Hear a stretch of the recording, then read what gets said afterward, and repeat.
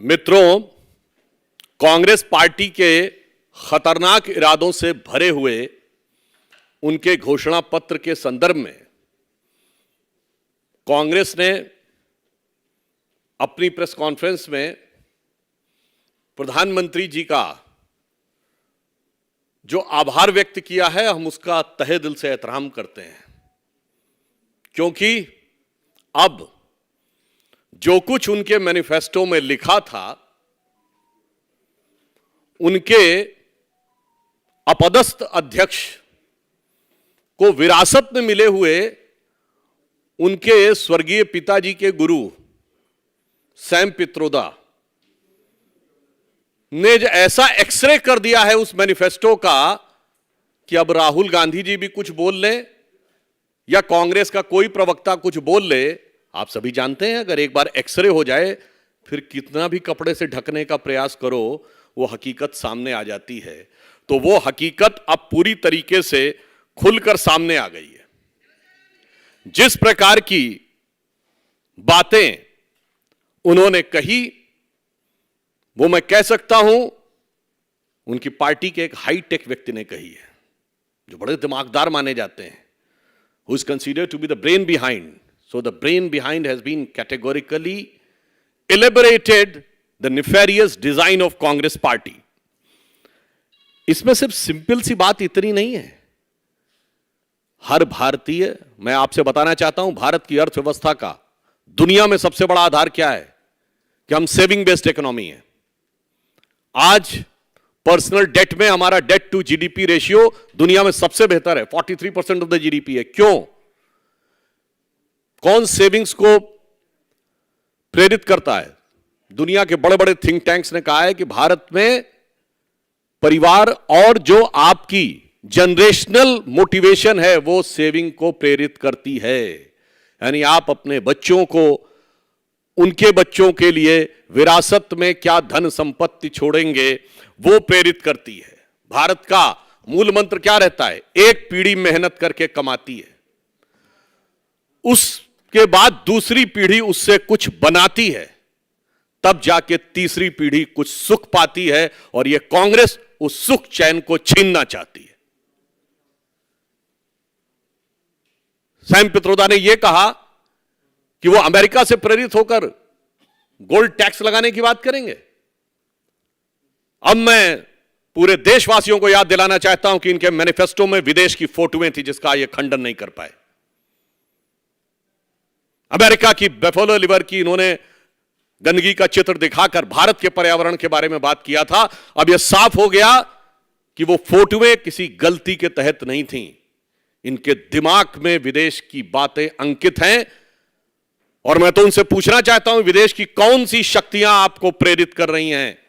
अगर आप ये कहना चाहते हैं तो विदेशों में जो आप उदाहरण देना चाहते हैं उसमें तो 45% तक टैक्स लगता है। आपको पता होना चाहिए, मैं गंभीर विषय की तरफ ध्यान आकृष्ट करना चाहता हूं। आज मल्टीपोलर वर्ल्ड आगे बढ़ रहा है, डॉलर की हार्ड करेंसी के रूप में भविष्य अनिश्चित हो रहा है। दो तीन बार उन्होंने अपने रेट ऑफ इंटरेस्ट बढ़ाए, उसके बाद भी काम नहीं हो रहा। यानी विश्व भविष्य में हार्ड करेंसी के रूप में गोल्ड की तरफ आगे बढ़ रहा है। और गोल्ड सबसे ज्यादा भारत में खरीदा जाता है, on an average every year 700 ton. क्यों? हर व्यक्ति गोल्ड खरीदता है। गरीब से गरीब व्यक्ति भी यह कहता है कि चाहे मेरे पास 2 तोला 4 तोला सोना हो, मगर वो तोला सोना होना चाहिए। आप उस बचत के ऊपर क्या 45% टैक्स लगाना चाहते हैं? अगर आप विदेश से प्रेरणा की बात कर रहे हैं, जो उदाहरण उन्होंने देने की बात कही है, इसका अर्थ क्या हुआ कि भविष्य में विश्व में जो हार्ड करेंसी हो सकता है, जिसका सबसे बड़ा बेस भारत के अंदर हो सकता है, उस भारत के बेस को ध्वस्त करने के किसी बड़े राजनीतिक षड्यंत्र का हिस्सा तो नहीं है। यह मैं बात गंभीरता से पूछना चाहता हूं। और माननीय प्रधानमंत्री जी ने जो बात कही है कि कांग्रेस की लूट जिंदगी के साथ भी और जिंदगी के बाद भी, मैं बताना चाहता हूं कि हमारे यहां यह परंपरा है, हमारे यहां सोना कोई एसेट नहीं है। यह फॉरेन के माइंडसेट से बाहर आइए। कोई भी हिंदू सनातनी पूजा करता है तो उसमें स्वर्ण रखा जाता है, विवाह होता है तो गरीब से गरीब आदमी हाथ में सोना देता है, और यहां तक कि जब लगता है कि प्राण छूटने वाले हैं तो कहा जाता है यदि घर में सोने का कोई टुकड़ा हो तो वो उनके मुंह में रख दीजिए। किस प्रकार की चीजों के लिए, किस भावना से प्रेरित है? बहुत साफ हो गया, विदेशी मानसिकता से प्रेरित, जिसको भारत की विरासत से नफरत है, वो भारतीयों की विरासत पर गिद्ध दृष्टि डालकर बैठे। मगर अपनी पार्टी की विरासत परिवार के बाहर नहीं जानी चाहिए। ये वो सारे दल हैं कि मेरी पार्टी तो पीढ़ी दर पीढ़ी ट्रांसफर करेंगे बगैर इनहेरिटेंट टैक्स के, मगर आपसे इनहेरिटेंट टैक्स लेंगे। मैं कांग्रेस से पूछना चाहता हूं, एक तरफ माननीय प्रधानमंत्री जी जन धन योजना के द्वारा 54 करोड़ गरीबों के खाते में धन पहुंचाया उन्होंने, और उन खातों में 2 लाख करोड़ रुपए से अधिक रुपया है, और आप जन जन का धन खींच लेना चाहते हैं। अगर 4 करोड़ निर्धनों को आवास मिले हैं, और हमने अपने मैनिफेस्टो में यह कहा है कि अब उसे बढ़ाकर 7 करोड़ करेंगे, मैं देशवासियों से पूछना चाहता हूं, जिस भी शहर में ये मकान है कुछ सालों में वो भी कुछ लाख रुपए के हो जाएंगे, और जब वो अपने बेटे बेटियों को देना चाहेंगे तो उनसे टैक्स लिया जाएगा, क्योंकि तब आप कहेंगे तो कई लाख के हो गए। इसलिए हम बिल्कुल साफ कह सकते हैं कि देश की विरासत पर, जब सांस्कृतिक गौरव विरासत की बात आती है तो उस पर इनकी कुदृष्टि होती है, और देश के जन जन की विरासत पर इनकी गिद्ध दृष्टि है। और अब इसमें कुछ बचाव की कोई गुंजाइश नहीं रह गई है। अब इस पे ये कितनी भी सफाई दे लें, जिसे कहते हैं कि बिगड़ी बात बने नहीं, लाख करो किनकोए, रहीमन बिगड़े दूध को मथे न माखन होए। और अब एक बात साफ हो गई, कांग्रेस की गारंटी क्या है। मैं याद दिलाना चाहता हूं, जब कांग्रेस सत्ता में थी, ये सत्ता में आने के साथ ही क्या काम करते हैं। 2004 में आने के बाद पहला काम क्या किया था, आप जाके चेक करिएगा। पहली कैबिनेट में पहला काम पोटा को रिपील करने का किया था, और उसके बाद देश में जो असुरक्षा का माहौल उत्पन्न हुआ था कि चंडीगढ़ से लेकर चेन्नई तक, गुवाहाटी से लेकर सूरत तक, और पटना से लेकर गया तक, हैदराबाद से लेकर लखनऊ तक, और नागपुर से लेकर जयपुर तक धमाके होते थे। चलती ट्रेन, चलती बस में धमाके होते थे। पार्कों और रेलवे स्टेशन पे लिखा रहता था कि छूना नहीं, धमाके हो सकते हैं, यानी जान खतरे में पड़ने की गारंटी है। और अब जान के साथ आपकी जान और माल दोनों खतरे में पड़ने की गारंटी, यह गारंटी कांग्रेस ने अपने चुनाव घोषणा पत्र से साफ कर दी। मैं पुनः कहना चाहता हूं, कांग्रेस के घोषणा पत्र का जो एक्सरे उनके हाईटेक गुरु ने स्पष्ट कर दिया है, राहुल गांधी के उस एक्सरे का मीनिंग भी साफ कर दिया है, उससे भारतीयों के जान और माल दोनों को खतरे में पड़ने की गारंटी एकदम साफ हो गई है। और मैं यह भी कहना चाहता हूं, एक गंभीर विषय, दुनिया के बड़े बड़े थिंक टैंक्स ने कहा है कि भारत में जो मोटिवेशन है वो परिवार है। अगर कोई व्यक्ति अपने बच्चों को थोड़ी बहुत भी संपत्ति नहीं दे पाएगा तो परिवार को तोड़ने की प्रक्रिया और बड़ी हो जाएगी, बुजुर्गों के सम्मान पर आहत होगा, और जो बच्चे हैं उनके लिए जो उनका हक है वो मारा जाएगा। सिर्फ भारत ही में आपने देखा होगा कि कोई बुजुर्ग दादा या दादी अपने पोते या पोती, नाते या नातिन के लिए एफडी करता दिखाई पड़ता है, आम का पेड़ लगाता दिखाई पड़ता, उसे पता है उसकी जिंदगी में उसे कुछ नहीं मिलना है। पर यूएस में नहीं होता ऐसा। मैं मिस्टर सैम पित्रोदा को बताना चाहता हूं, और कांग्रेस के ये जो इंटरनेशनल थिंकिंग वाले लोग हैं, जाके चेक कर लीजिए। अमेरिका में 50 साल पहले 3.3% पर फैमिली था, जो 2.5 पे आ गया, जिसकी वजह से 32 मिलियन हाउसेस बनाने पड़े। $8 ट्रिलियन का उनकी इकोनॉमी के ऊपर वो आया। हमारा 5.3 था, 4.9 पे आया है। अगर हमारा 1 कम हो गया, हम अमेरिका जितने पे आ गए, तो 32 हमारे 16 करोड़ मकान बनाने पड़ेंगे। क्या बात करते हैं, ये कौन से षड्यंत्र हैं भारत को उस खतरे में डालने के लिए। माननीय प्रधानमंत्री जी ने जिन खतरों की ओर आगाह किया है वो सामान्य बात नहीं है। और बाद में मैं ये पूछना चाहता हूं, आप देंगे किसको?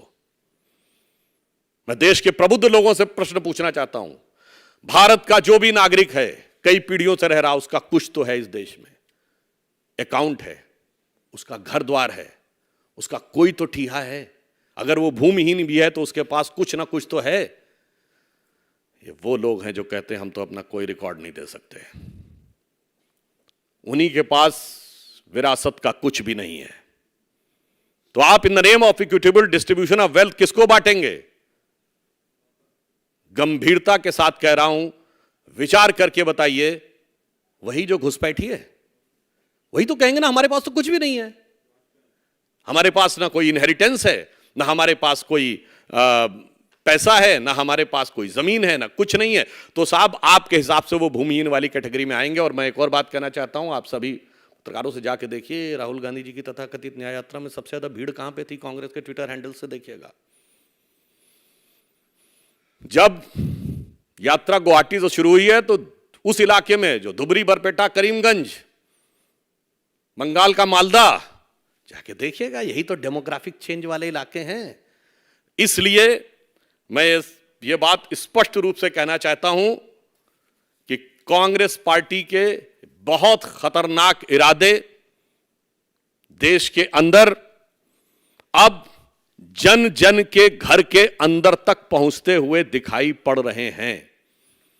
खतरा कितना बड़ा है इसको समझिए कि इंडी गठबंधन का एक प्रमुख दल कम्युनिस्ट पार्टी ये कहती है कि भारत का जो आणविक भंडार है वो समाप्त कर देंगे, न्यूक्लियर वेपन समाप्त कर देंगे।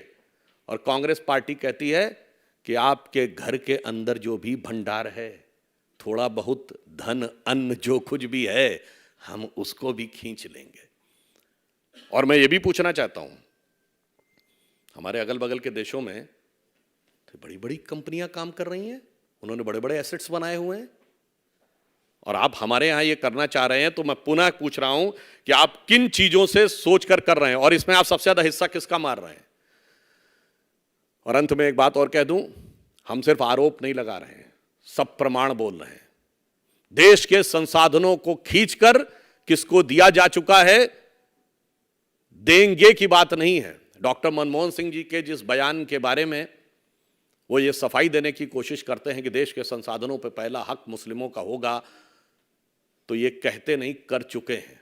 आज मैं आपसे पूछूं कि भारत सरकार के किसी भी विभाग के बाद कौन सा ऐसा गैर सरकारी संस्थान है जिस पे सबसे ज्यादा जमीन है? तो वह वक्फ बोर्ड। और ये नेहरू जी, इंदिरा जी, राजीव जी से मनमोहन सिंह जी की सरकारों और नरसिम्हा राव की सरकारों ने ग्रेजुअली इतना स्ट्रांग करके उसको स्थापित किया है। तो आप संसाधनों पर हक देने की बात का बचाव नहीं कर चुके, दे चुके हैं। सरकार के बाद सबसे ज्यादा अगर लैंड है तो वक्फ बोर्ड के पास है। इसलिए मैं अंत में सिर्फ यह कहना चाहता हूं, आगे बहुत अंधेरा है और संभल कर चलना है, क्योंकि ये वो शक्तियां हैं जिन्होंने देश की वास्तविक शक्ति कभी उभरने नहीं दी।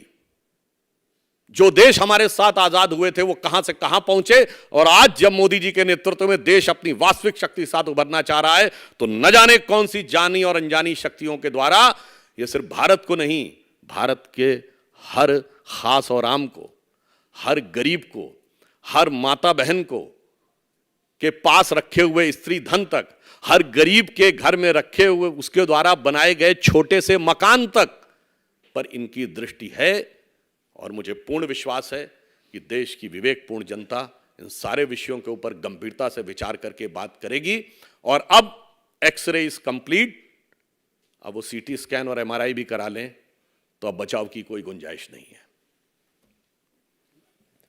रविंद्र सिंह जी, जी न्यूज़।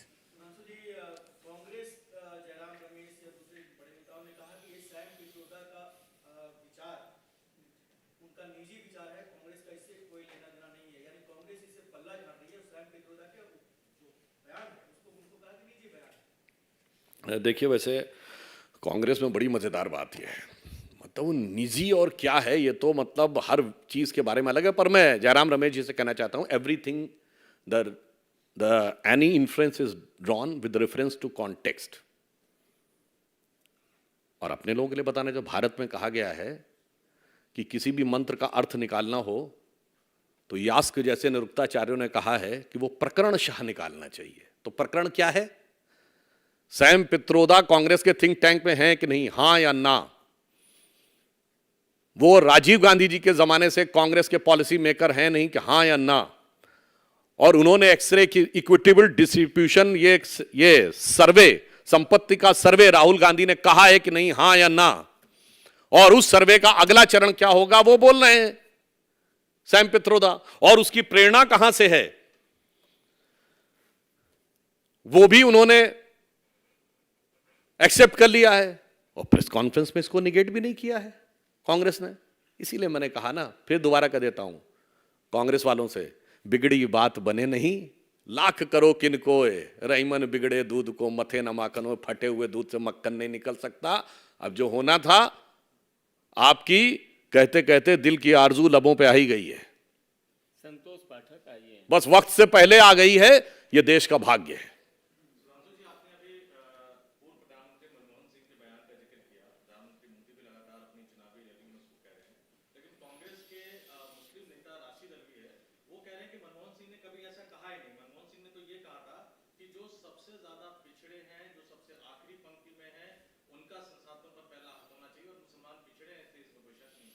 नहीं, अब कहिए तो वो स्पीकर पे सुनाऊं?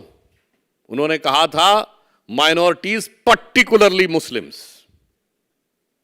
इसमें कहें they should have a fair chance and they should have the first right. अब दे का इंटरप्रिटेशन वो दें, चलिए हम बताते हैं। तो मैंने तो कहा ना, वक्फ बोर्ड को सबसे ज्यादा दिया है, किस और माइनॉरिटी के उसको दिया है बताइए? ये बताइए, उन्होंने कर्नाटक में, आंध्र में रिजर्वेशन 10% मुसलमानों को दिया कि नहीं, हां या ना? उत्तर प्रदेश में 2012 में उन्होंने मैनिफेस्टो में कम अपना प्रॉमिस किया था कि नहीं, बोलिए हां या ना? एनिमी प्रॉपर्टी एक्ट में दे रहे थे कि नहीं? ऐसा नहीं है। और जामिया मिलिया इस्लामिया और एएमयू में एससी एसटी ओबीसी का सारा रिजर्वेशन समाप्त करके मुस्लिम्स को दे दिया था कि नहीं? जम्मू कश्मीर में एससी एसटी ओबीसी को रिप्रेजेंटेशन नहीं दिया था ना, इसलिए कि मुस्लिम डोमिनेटेड स्टेट है। और कांग्रेस ने अपने मैनिफेस्टो में लिखा है कि एससी एसटी ओबीसी के रिजर्वेशन को इसलिए बढ़ाया जाए कि विशेष समुदाय को देना है। और रंगनाथ मिश्रा कमेटी की रिकमेंडेशन पढ़िए, वो कहते हैं कि ओबीसी के रिजर्वेशन में से देना चाहिए 10%। ऐसे नहीं बोल रहे हैं साहब, इतना आसान नहीं है। कहत कबीर सुनो भाई, साधु होनी हुई के रही, करमगत टारे नाई टरी, लिखा हुआ है आपने, इसलिए मैंने आधा दर्जन उदाहरण दिए। विकास भदौरिया, एनडीटीवी।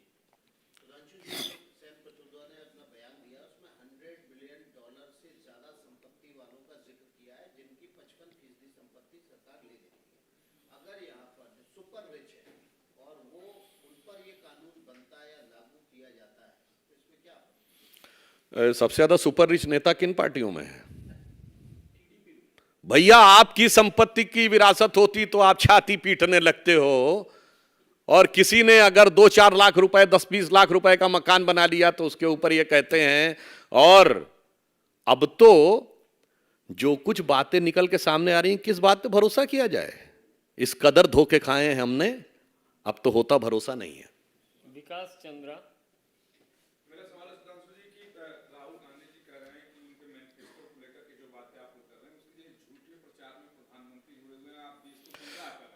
तो एक बात और भी मैं कहना चाहता हूं, ये कांग्रेस के नेता ये बता सकते हैं जिन जिन ट्रस्टों में चेयरमैन हैं, उनकी ट्रस्टों की संपत्तियां कितनी कितनी हैं? इसीलिए मैं कह रहा हूं, अपनी विरासत और अपनी पार्टी की विरासत तो टोटल रहेंगे, और हम लोगों से प्रश्न पूछेंगे। हाँ जी, आप। प्रज्ञा। नहीं, आप प्रश्न।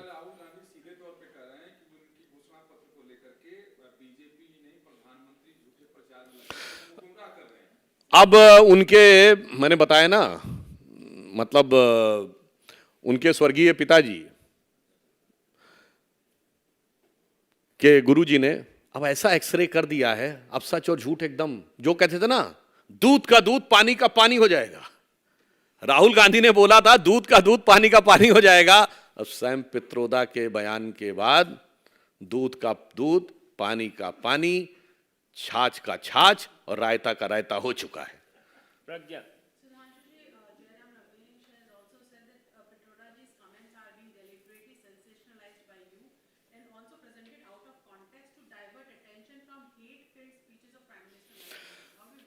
Actually, their hate towards the Indian common man, its earning and जो उसने मेहनत से कमाया है, उसके प्रति जो हेट है वो अब साफ हो गई है। अब वो कितना भी करने का प्रयास करें, वो अब बात में कोई बचाव की गुंजाइश नहीं है। विनीत टीवी उदित राज हैं, उन्होंने सैम पित्रोदा के बयान का समर्थन किया है और कहा है कि जो विरासत में टैक्स जो है वो लगना चाहिए। कैसे देखते हैं? तो वो तो प्रत्याशी हैं भाई और प्रवक्ता भी हैं, तो मार ली अपने पैर पे कुल्हाड़ी, हिट विकेट, डन। तो अब पूछिए जयराम रमेश जी से, कौन सही बोल रहा है? भाई यही तो कांग्रेस में समस्या है कि कौन किससे मिला है कुछ पता ही नहीं। हिमांशु रिपब्लिक वाला।